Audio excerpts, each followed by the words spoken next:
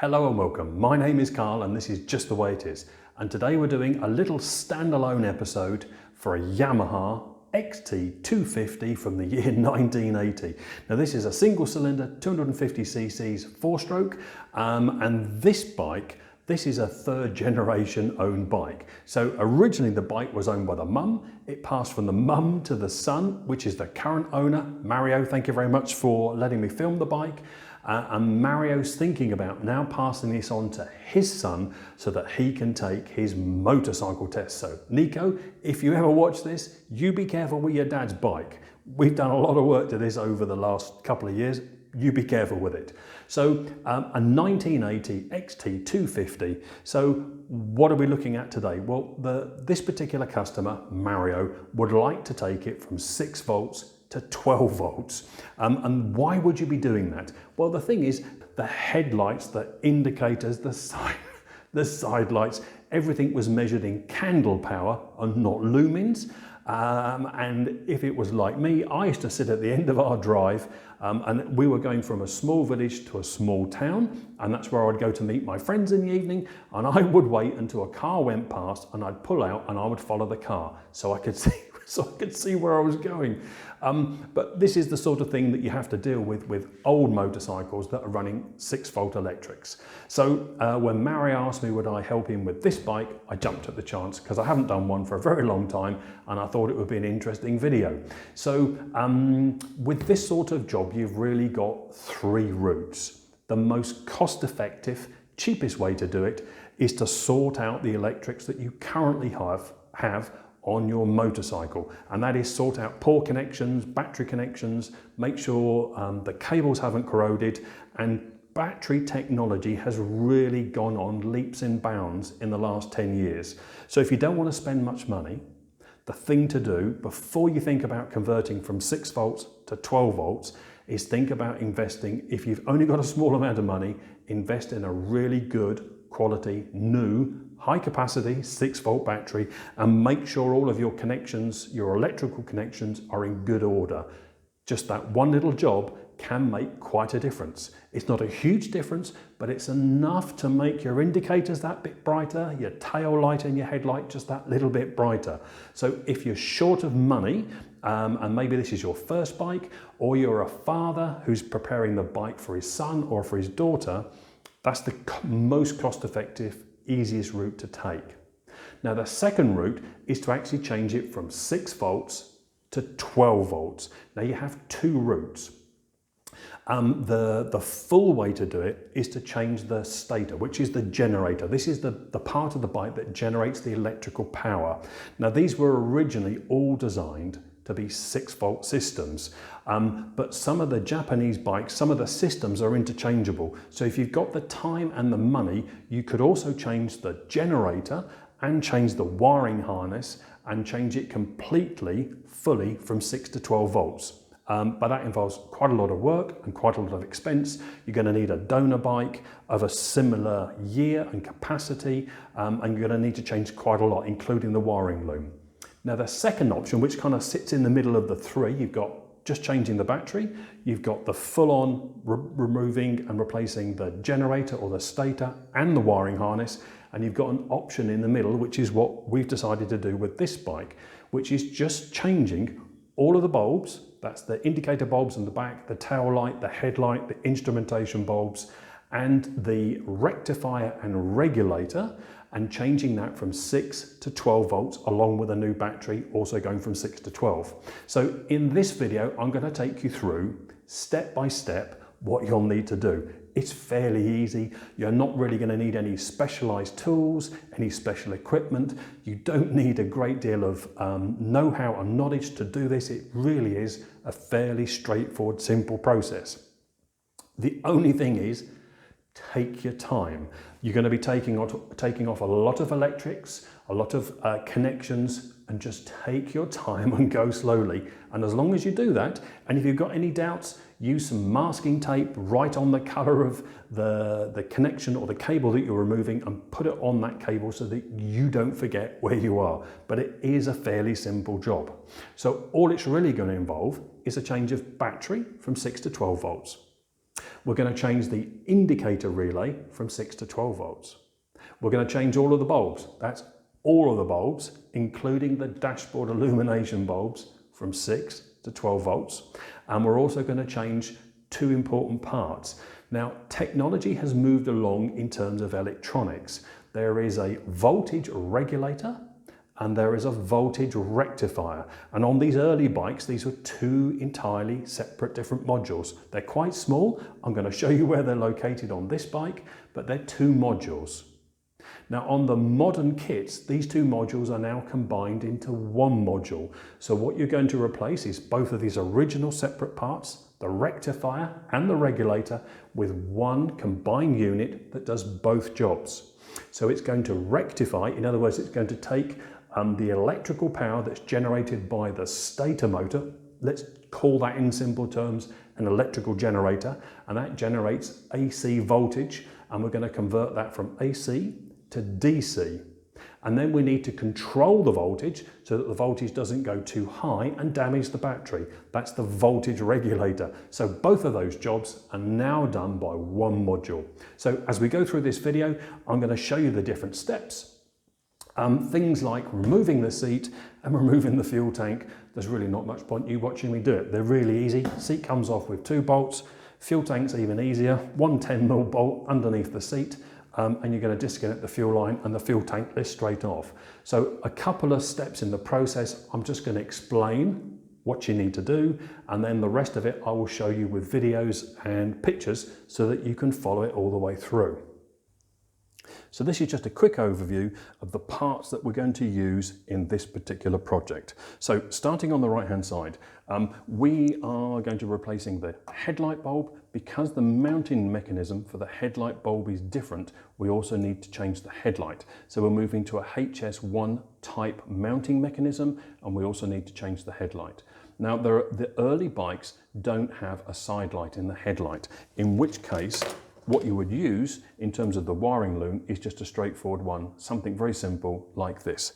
However, because we have a side light bulb that's incorporated into the headlight, we need to make sure that we have these 2 additional terminals so that we can power the side light bulb. So this is the actual loom that we're going to use. Now, in this conversion, one thing we need to make sure is that we change all of the bulbs. And just as a note, don't be tempted at any stage of the project to turn the ignition on until you've done all of the work, because you will blow all of the bulbs on the bike if you turn on a 12-volt battery with 6-volt system. So we're going to need to change all the bulbs. So we've got 4 indicator bulbs, we've got the rear tail brake light combined bulb, we've got, quite importantly, the dashboard illumination bulbs. They also need to be changed, and a headlight bulb. Now the battery, you've got lots of options, but this is the one thing I would suggest you don't skimp on. Spend as much money as you can and get the best battery you can afford for this project. It would be, in my opinion, the single most important thing to spend your money on. The rest of the kit, there are lots of different levels and price points for the conversion itself, but this is the one thing I would suggest you make sure you spend your money on. So moving forward, we've also got to convert the horn, and over here we have the relay for the indicator, which needs to be changed. Now this one module, this is a module that replaces 2 that are on the bike.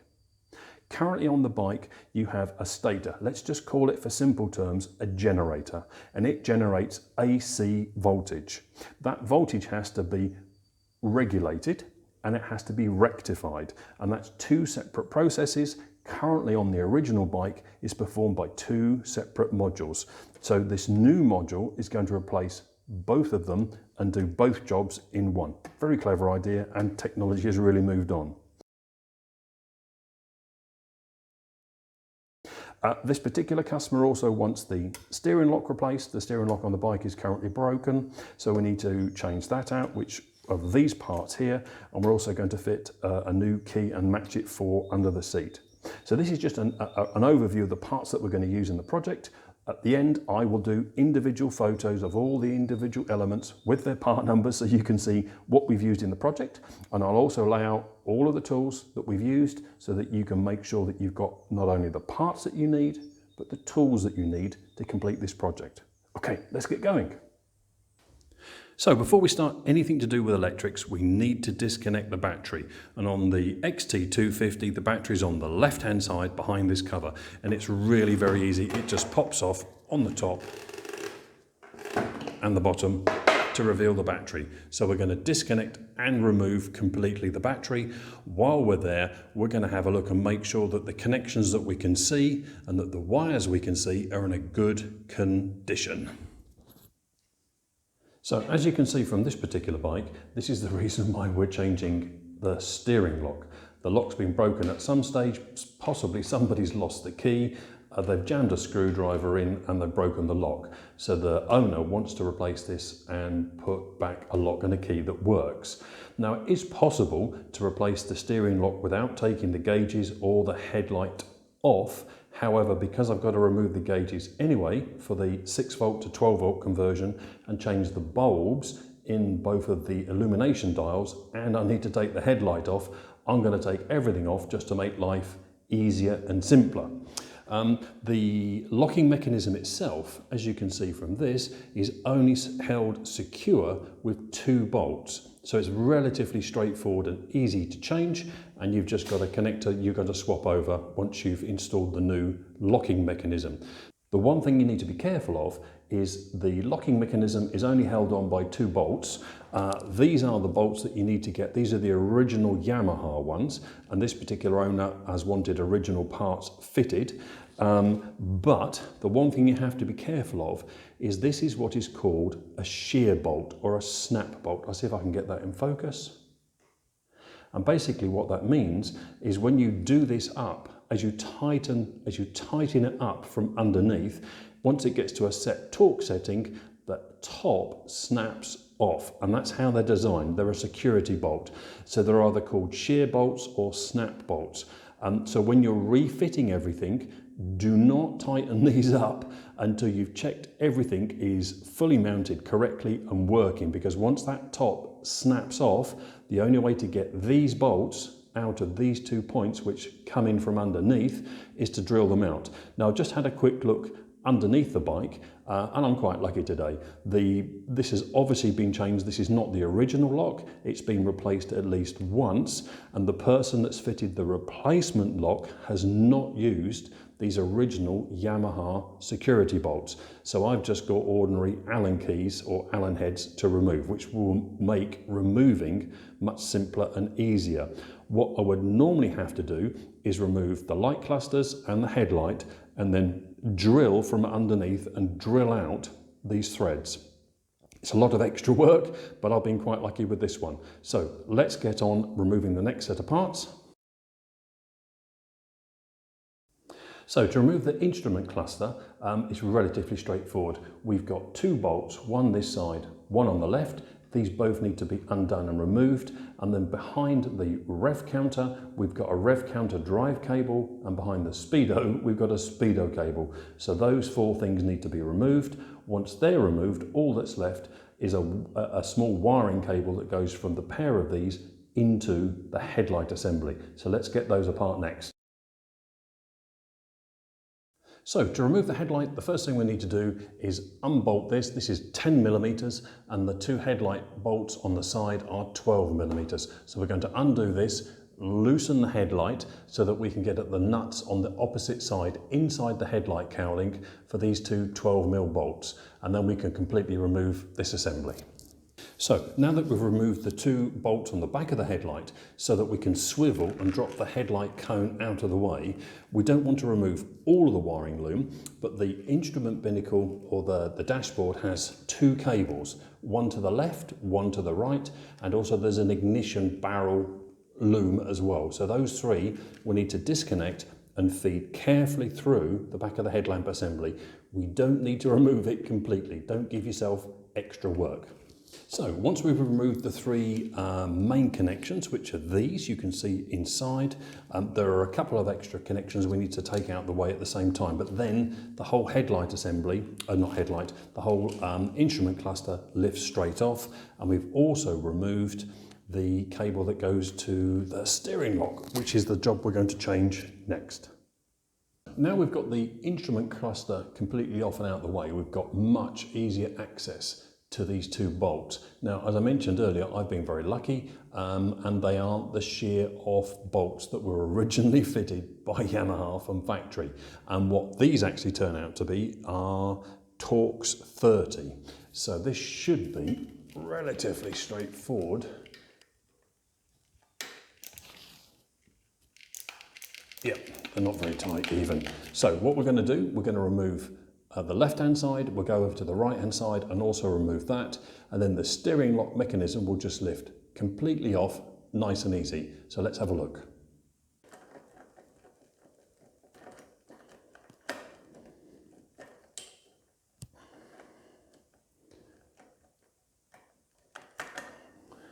So now, with the last bolt out, steering lock just comes straight off.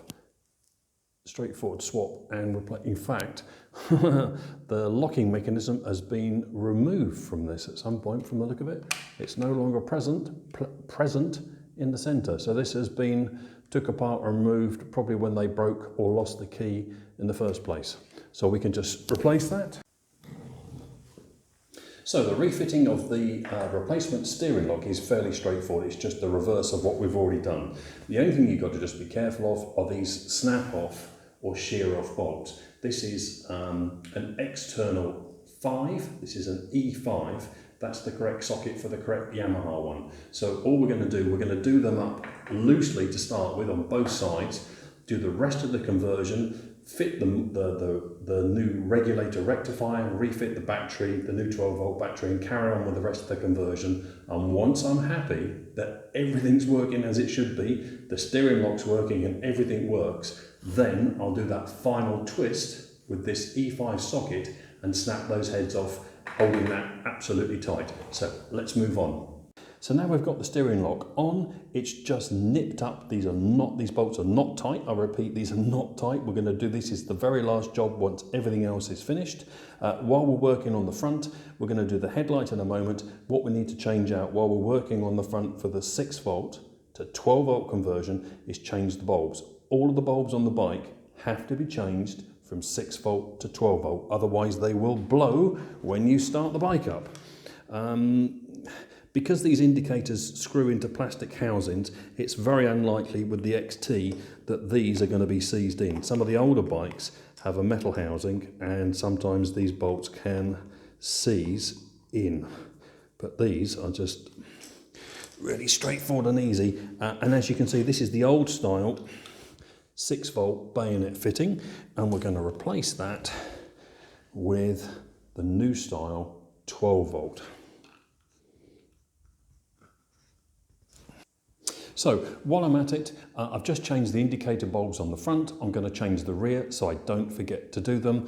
When we take these off, normally it's a good idea to take these lenses, all 3 of them, and the ones on the front off into the kitchen in warm soapy water and clean them thoroughly inside. But I know the owner of this bike, Mario, is quite fastidious and they will already be clean inside. I imagine also inside here, and this is where they quite often, so when we turn this over, yeah, this is clean. So the main one to clean inside there is that transparent surface for your number plate, which illuminates from the side light onto your number plate. Make sure this is clean. Warm soapy water. Don't use any scrubbing brushes, just warm soapy water and a dishcloth. So the next thing we need to do, we've replaced the indicators front and rear, we've changed the combined tail brake light. Next thing we need to do is replace the illumination in the instrument cluster. And if any of you are like me, you've probably not done this since you were 16, 17, 18, but don't worry, they are really straightforward. I haven't done one for a long time, but from memory, these clip out. These are just C-clips. And then there's a rubber and a spacer on both sides. And then if you're very careful, oh, this one comes apart very easily. You can get the instrument cluster off, and then these used to, and I'm sure they're the same thing, yep, they just prise straight out and you can replace the bulb. So again, we need to change all of the bulbs. from 6 volt to 12 volt. So we need to be careful with these.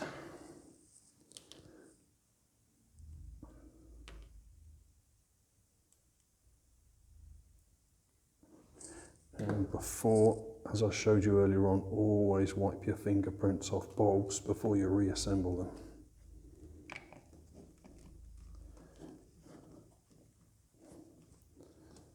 Now the rubber, there's no water ingress in there, so this side is fine to go back.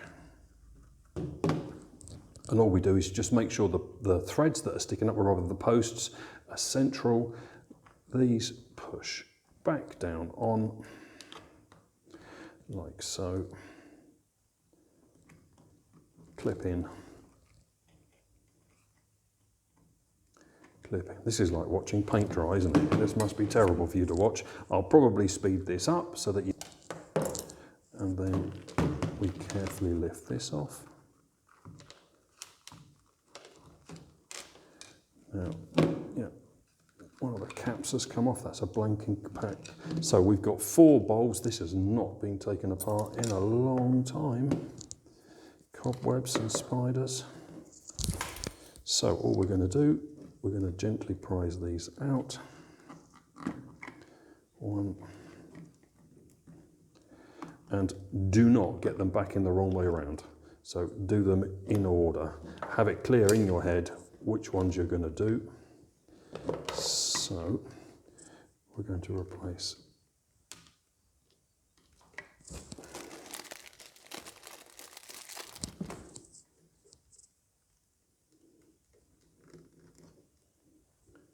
fingerprints.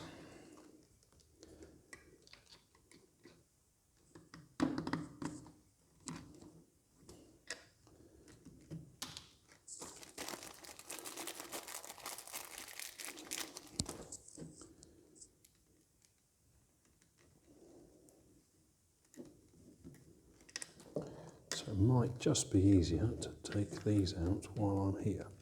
Let's have a look.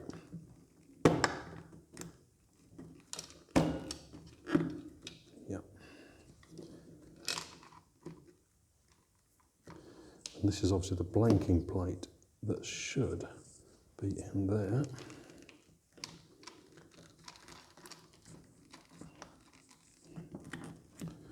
Okay, so time not to get this wrong. So we'll do the bottom one first, out.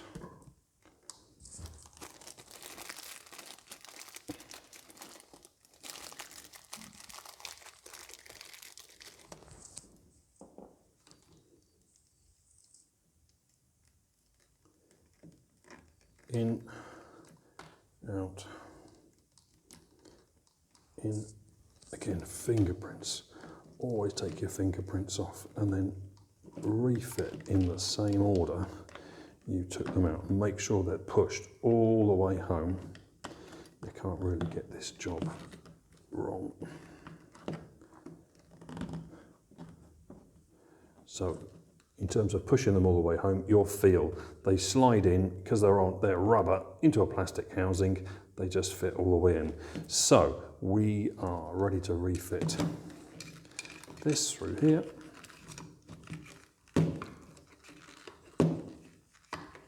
Make sure you've got them up the right way around.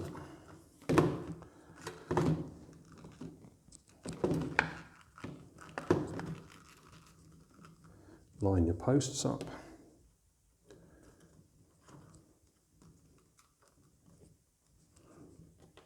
Rubber grommets.